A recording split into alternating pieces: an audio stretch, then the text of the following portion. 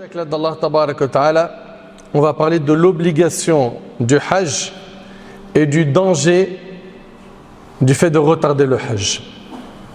Mes chers frères, mes chères sœurs, l'imam Shafi'i rahimahullah, en citant ce que Moussa alayhi salam a dit dans le verset de Surat Taha, وَعَجِلْتُ إِلَيْكَ رَبِّ لِتَرْضَى وَعَجِلْتُ إِلَيْكَ رَبِّ لِتَرْضَى.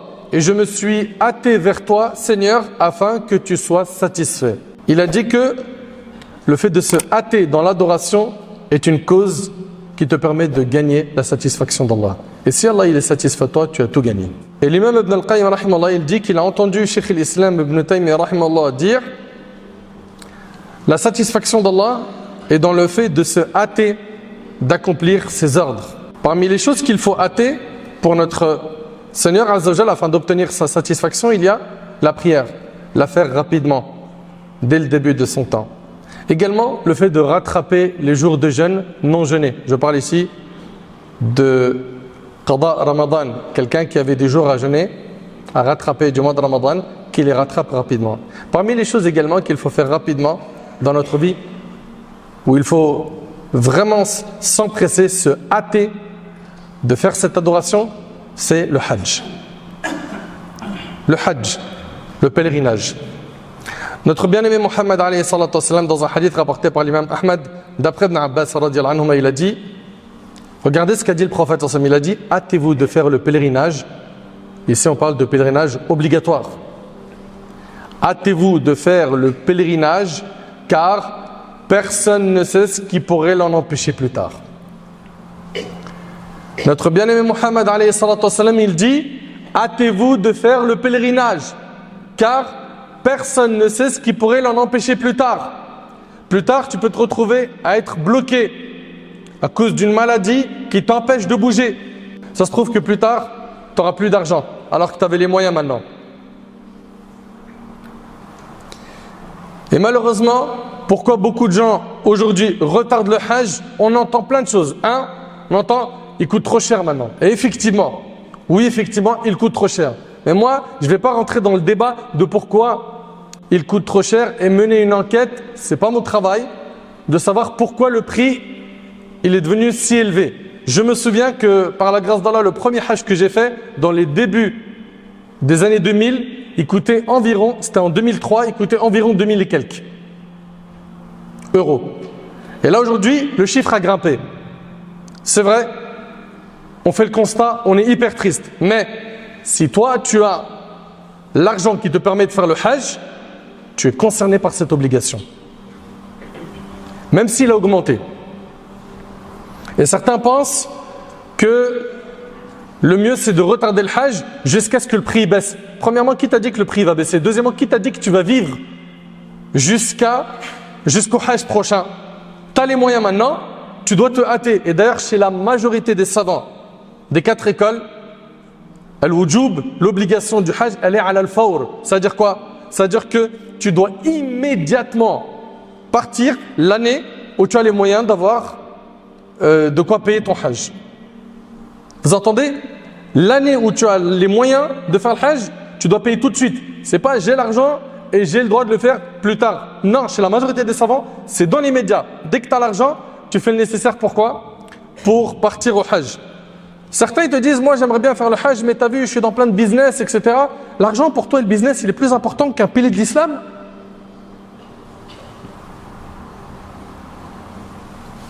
Quelle valeur tu accordes à ta religion? On parle d'un pilier.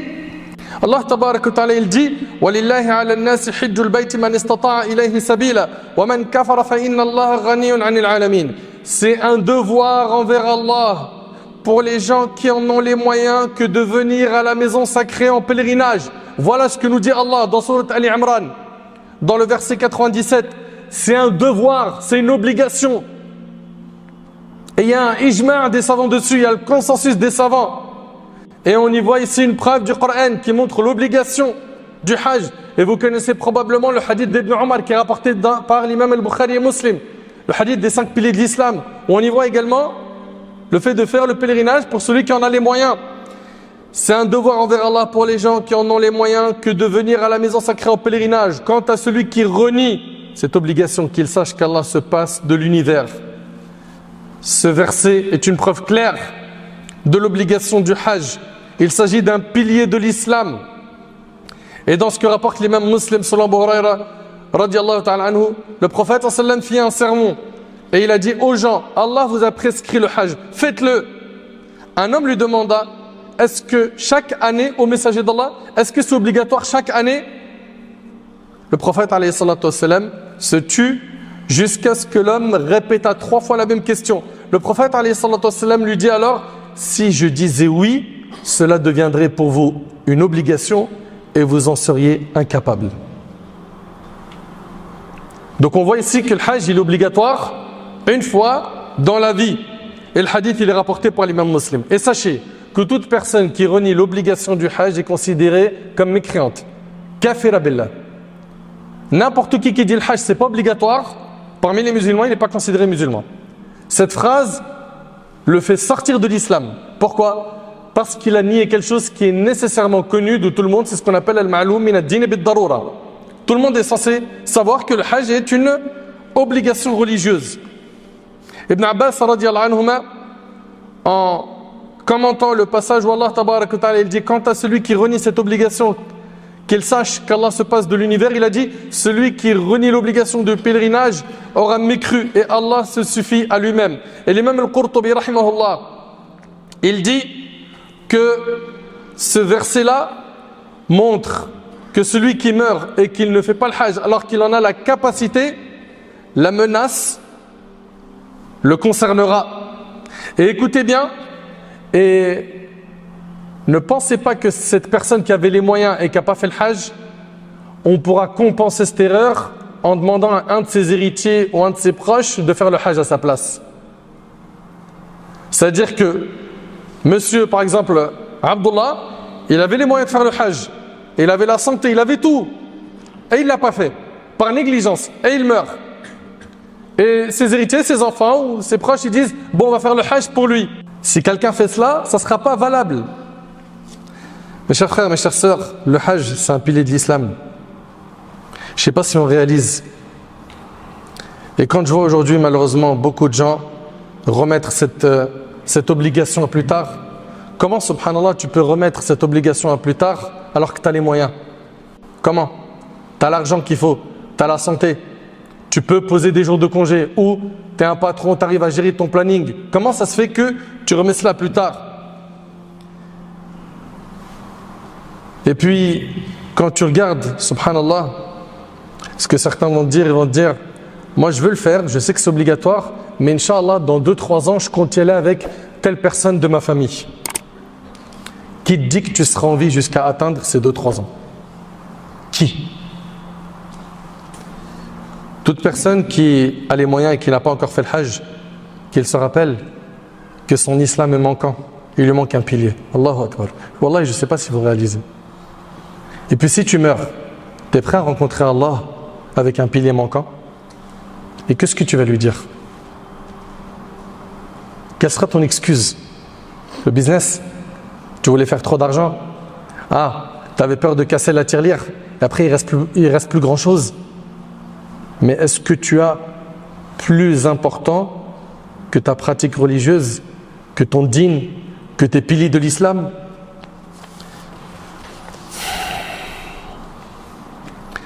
Et en plus de ça, quand tu médites, c'est une obligation qu'une seule fois dans la vie. Une seule fois dans la vie. Et tu arrives à trouver cette adoration lourde, pesante, et tu la remets à plus tard. Saïd ibn Jubayr, rahimahullah, cet homme parmi les pieux prédécesseurs, il disait, si mon voisin meurt et qu'il a les moyens et qu'il avait les moyens de faire le Hajj et qu'il n'a pas fait le Hajj, je ne prie pas sur lui. Les pieux prédécesseurs, ils étaient très durs. Envers qui? Envers ces personnes qui étaient négligentes par rapport à cette obligation religieuse, al-Hajj. Je te le répète, mon frère ainsi que toi, ma soeur, c'est obligatoire qu'une seule fois dans la vie. Ne sois pas feignant, ne sois pas paresseux. Pendant ces jours-ci, il y a énormément de gens qui sont en train de se préparer pour voir comment est-ce qu'ils vont faire le Hajj et qui sont en train de mettre toute une logistique en place pour la garde des enfants, les vacances, etc., etc., etc. Ce sont donc des gens qui réalisent qu'il faut à tout prix se hâter pour faire cette obligation. En fais-tu partie? En fais-tu partie ou tu es toujours à remettre la bonne action à plus tard? Allah tabaraka wa ta'ala il dit وَمَا تَدْرِي نَفْسٌ مَاذَا تَكْسِبُ غَدًا وَمَا تَدْرِي نَفْسٌ بِأَيِّ أَرْضٍ تَمُوتُ إِنَّ اللَّهَ عَلِيمٌ خَبِيرٌ. Nul ne sait ce qu'il acquérera demain et nul ne sait où il mourra. Tu ne sais pas si tu vas vivre jusqu'à demain et tu ne sais pas où est-ce que tu vas mourir. À toi et engage-toi à faire le hajj pendant qu'il en a encore temps, pendant que tu es encore en vie, que tu as la santé, tu as la capacité de le faire. Sois de ceux qui vont dire labbaik Allahumma labbaik. Me voici au Seigneur, je réponds à ton appel. De quel appel s'agit-il? Il s'agit de l'appel du prophète Ibrahim alayhi salatu wassalam. Et là rapidement, savez-vous comment le hajj a commencé dans l'histoire de l'humanité? Allah tabaraka wa ta'ala s'est adressé au prophète Ibrahim alayhi salam et il lui a demandé d'inviter les gens au pèlerinage. Allah tabaraka wa ta'ala a dit au prophète Ibrahim alayhi salam dans sourate al-Hajj وَأَذِّنْ فِي النَّاسِ بِالْحَجِّ يَأْتُوكَ رِجَالًا وَعَلَى كُلِّ ضَامِرٍ يَأْتِينَ مِنْ كُلِّ فَجٍّ عَمِيقٍ. Et fais aux gens une annonce pour le hajj. Ils viendront vers toi à pied et aussi sur toute monture venant de tout chemin éloigné. Ibrahim alayhi salam s'interroge. La Mecque est une ville déserte, il n'y a personne. Comment est-ce que les gens vont entendre ma voix? Allah il lui a dit appelle les gens à venir faire le hajj. Et il se demande comment je vais appeler les gens dans cette terre désertique et comment est-ce qu'ils vont m'entendre? Allah subhanahu wa ta'ala a dit à Ibrahim fais l'annonce et nous nous chargerons de transmettre ton appel. Allahu Akbar. Et ainsi les gens ont entendu l'appel d'Ibrahim alayhi salam et ils sont venus accomplir le pèlerinage à la maison sacrée. Et nous aussi, on doit s'apprêter à répondre à l'appel d'Allah tabaraka wa ta'ala. Et cela va se manifester de manière évidente lorsque nous dirons labbaik Allahumma labbaik, labbaik la sharika laka labbaik, innal hamda wa ni'mata laka wal mulk la sharika lak. Je réponds à ton appel, oh Allah, je réponds à ton appel. Je réponds à ton appel, point de divinité digne d'adoration en dehors de toi. Je réponds à ton appel, les louanges, les bienfaits t'appartiennent ainsi que la royauté. Point de divinité digne d'adoration en dehors de toi. Mon frère ainsi que toi, ma sœur, il y a un point que j'ai envie de régler avec toi. C'est le point de la grande dépense que tu vas faire pour le hajj. Car il y a beaucoup de gens qui pensent qu'en cassant la tirelire, qu'en faisant sortir cette grande enveloppe pour le hajj, ils vont s'appauvrir. Ils pensent qu'ils vont s'appauvrir. Selon Abdullah ibn Mas'ud radiyallahu anhu, le prophète alayhi salatu wasallam a dit joignez le pèlerinage à la Umrah de la même année. Et écoutez bien. Et il dit car ils éliminent pauvreté et péché comme le feu de la forge élimine l'impureté des métaux, rapporté par Tirmidhi al-Nasa'i. Le prophète sallallahu alayhi wa sallam il nous enseigne que le pèlerinage il élimine la pauvreté. Et toi tu as peur de la pauvreté? Tu as peur d'investir cette somme pour faire le hajj, un pilier d'islam, une obligation religieuse? T'imagines si tu meurs, je te le répète, et que tu rencontres Allah avec un pilier de l'islam manquant sans raison valable, que vas-tu répondre à Allah yawm al-qiyamah? Pour quelle raison tu as retardé le hajj? Pourquoi? Ah, parce que tu garantis de vivre longtemps? Ça c'est la maladie qui a touché trop de gens, at-taswif, la procrastination. Et comme disaient nos pieux prédécesseurs, Man atal al-amal asa al-amal. Celui qui pense qu'il va vivre longtemps, il va mal agir. Le musulman, il fait très attention au point de la mort. Il garde toujours en tête qu'il peut partir à n'importe quel moment. Toi, tu es en train de planifier pour 10, 15, 20 ans. Dans 20 ans, je vais faire le hajj. Dans 10 ans, quand je serai marié. Tu as les moyens, pars direct. Ne retarde pas. Ça va faire un trou dans la caisse. Ma'lish. Si tu meurs juste après, t'imagines ta joie. Yawm al-Qiyamah de venir avec un pilier d'islam qui a été fait.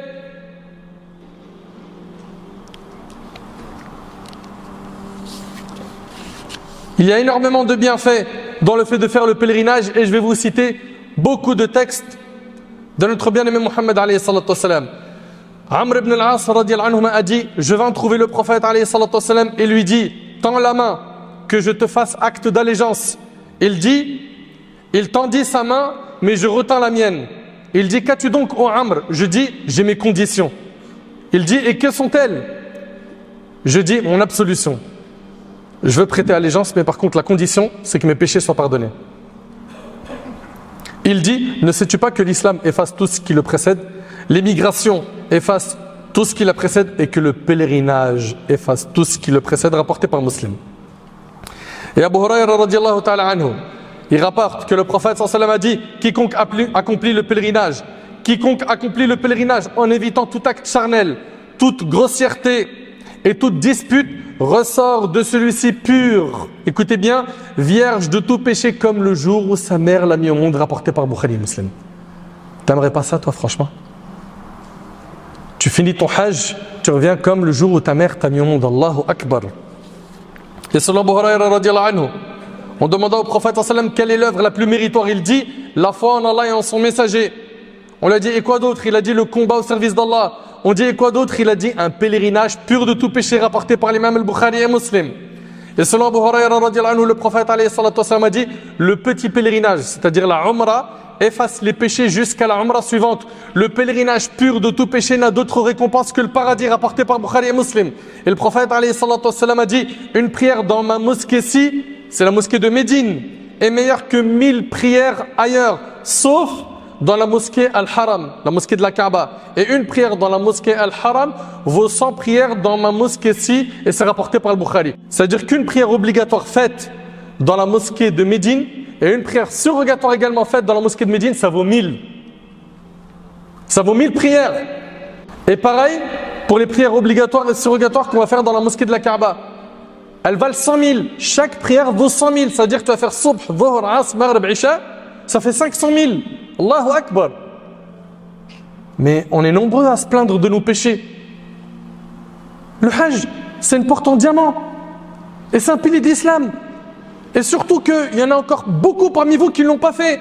Faites-en un souci majeur, une priorité dans votre vie. Arrêtez de courir comme des malades derrière la dunya. Cette dunya, vous allez la laisser. C'est bien que vous amassez, que vous thésaurisez. Après votre mort, tout ça, ça partira pour les héritiers. Et subhanallah, si Allah tabaraka wa ta'ala t'accorde cet honneur de vivre jusqu'au Hajj et de mourir pendant le pèlerinage, alors là, regarde ce que tu gagnes. D'après Ibn Abbas, un homme tomba de sa monture et mourut. Le prophète alayhi salatu wassalam dit, lavez-le avec de l'eau et du jujubier. Enveloppez-le dans ces 2 pièces d'étoffe, mais n'embaumez pas son cadavre et ne lui couvrez pas le visage, car le jour de la résurrection, Allah le ressuscitera en train de prononcer la talbiya. Allahu Akbar. Le hadith il est rapporté par Bukhari Muslim. T'imagines le jour du jugement, on est debout sur la terre du jour du jugement et t'entends quelqu'un qui dit Labbaik Allahumma labbaik, labbaik la sharika laka labbaik. C'est quelqu'un qui est mort pendant le pèlerinage. Et c'est une excellente fin. Et vous le savez que le prophète sallallahu alayhi wa sallam a dit chacun sera ressuscité dans l'état où il était au moment de sa mort, et c'est rapporté par Muslim. Et vous savez que pendant le Hajj, il y a le jour de Arafah, un jour de clémence et de pardon, un jour énorme. Aïcha radiyallahu anha rapporte que le prophète sallallahu alayhi wa sallam a dit il n'est pas de jour pendant lequel Allah a franchi plus d'esclaves que le jour de Arafah. Vous entendez? C'est le jour où Allah subhanahu wa ta'ala il a franchi le plus de serviteurs. En effet, il s'approche et se montre devant les anges fiers de l'état des gens et leur dit que veulent ceux-là? Bien sûr, ils veulent quoi? La miséricorde d'Allah, le pardon, et Allah leur pardonne, et c'est rapporté par Muslim. Et dans le hadith de Talha qui est rapporté par l'imam Malik dans le Muwatta, soyez attentifs, le prophète alayhi salatu wassalam a dit dans aucun jour, Satan n'a été vu plus humilié, plus méprisé, plus réprouvé et plus courroucé qu'il ne l'est le jour de Arafah. Et il n'est comme tel que parce qu'il est témoin de la descente de la miséricorde et du pardon qu'Allah a accordé aux grands péchés, à l'exception de ce qu'il a vu le jour de Badr. Et le hadith, on vous a dit, il est rapporté par l'imam Malik rahimahullah. Subhanallah, vous entendez? Le jour où le diable a été le plus humilié, c'est le jour de Arafah. Tellement Allah y pardonne à ses serviteurs. D'après Jabir radiyallahu anhu, le prophète sallallahu alayhi wa sallam a dit ceux qui viennent à la Mecque pour un pèlerinage ou un petit pèlerinage sont les invités d'Allah. Sont les invités d'Allah. Allahu Akbar. Allah les a invités et ils acceptèrent son invitation. Ils l'ont invoqué et Allah a exaucé leur demande et c'est rapporté par le Bazar. Vous êtes d'accord avec moi que quand quelqu'un reçoit un invité, il l'honore. Allah tabaraka wa ta'ala, il honore ses invités. Il leur pardonne. Il leur donne énormément. Par le biais du Hajj, de la Umrah. Ne retardons pas cela. Ibn Abbas radiyallahu anhu a dit, celui qui a de l'argent avec lequel il peut aller faire le pèlerinage ou payer la zakat et qu'il ne le fait pas, il demandera un délai au moment de mourir. Allahu Akbar. Il va demander un délai au moment de mourir. Comme Allah tabaraka wa ta'ala nous dit, hatta idha jaa ahadahumul maut qala rabbi irji'un la'alli a'malu salihan fima tarakt kalla innaha kalimatun huwa qailuha kalla innaha kalimatun huwa qailuha wa min wara'ihim barzakhun ila yawmi yub'athun.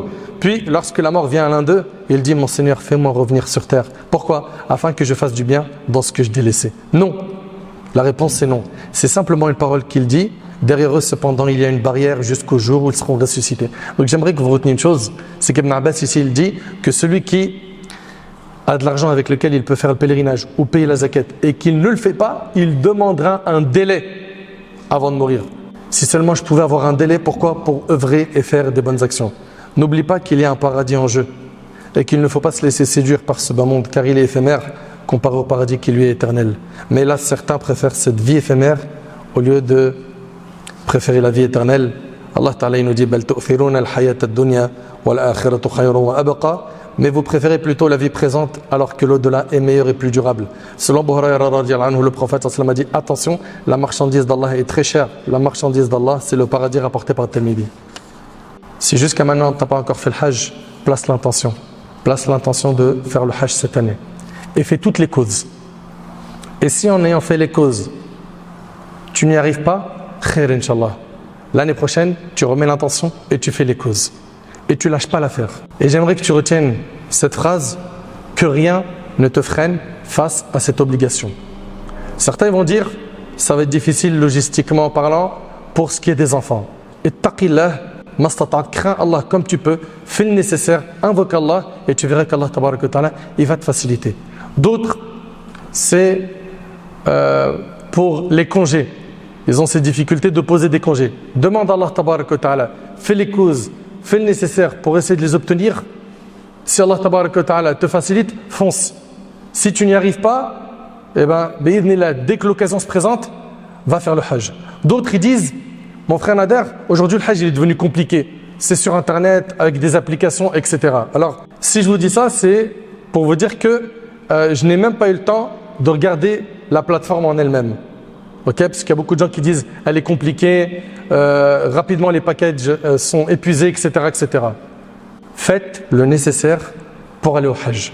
Demandez à Allah, craignez Allah, faites les causes, renseignez-vous, okay? Faites le nécessaire pour savoir où vous mettez vos pieds, et bi'idhnillah, Allah il va vous faciliter. Et juste le mot de la fin, et retenez-le, nos parents quand ils ont fait le Hajj, il y a 30, 40 ans, 50 ans, vous croyez qu'il y avait tout le confort d'aujourd'hui?